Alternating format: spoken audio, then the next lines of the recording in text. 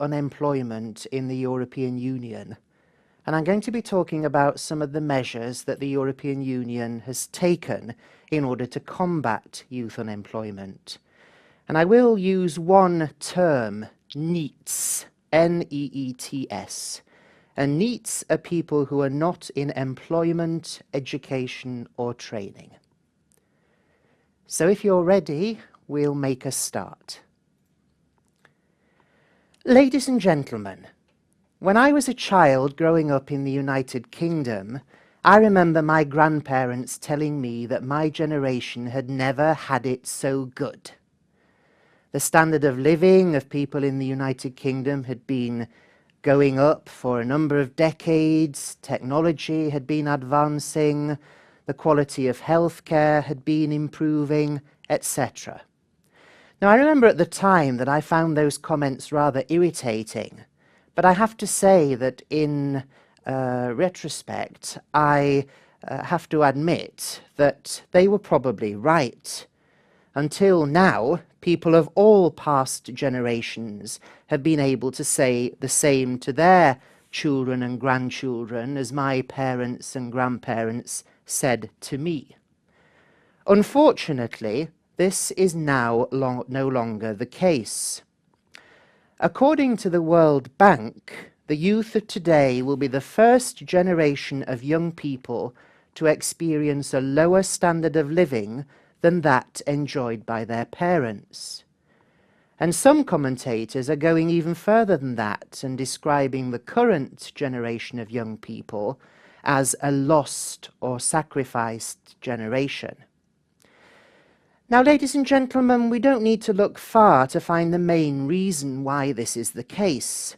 Basically, employment, or lack of it. Having a job is, of course, intrinsically linked to one's standard of living. We're currently in the throes of an economic crisis, and jobs are a scarce commodity all round. But they're an even scarcer commodity if you are a school leaver or recent graduate. Now, my parents tell me that when they left school, at a time of near full employment in the United Kingdom, what concerned them was deciding what to do for a living, making their minds up about what job to take. And the thought of not having a job at all never even entered their heads. Conversely, the youth of today are worried that they won't find any job at all. Indeed, a survey of final-year university undergraduates in the United Kingdom has shown that as many as 60% of them do not expect to find a job in the first year following their graduation. Now, let me give you some figures to illustrate just how big a problem we have on our hands here, in the United Kingdom and across the EU as a whole.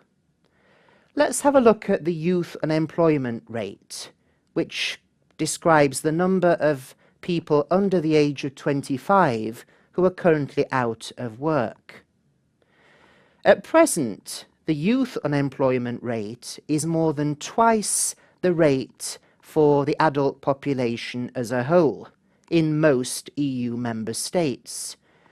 Taking the figures for the EU as a whole, the youth unemployment rate in the last quarter of 2013 stood at 22.7%, whereas the general unemployment rate for the adult population as a whole stood at 9.2%. And indeed, there's been a dramatic increase in youth unemployment in almost all EU member states over the last 4 years. In other words, you can say that young people have borne the brunt of the economic crisis. Now, with a pan-European crisis on our hands, it would seem logical, surely, to look for a pan-European solution, which is where the European Union comes in. As you may know, last year the EU struggled to agree the so-called multi-annual financial framework, which is a 7-year budget for the years 2014 to 2020. Now, during those negotiations, there was considerable disagreement between the institutions and the member states on key aspects of the budget.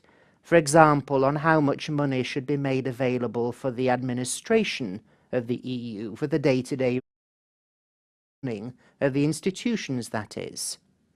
However, one thing they all agreed on is the need to act to address youth unemployment across the EU. And I'd like to go on now and tell you in a little bit more detail what measures they've decided to take.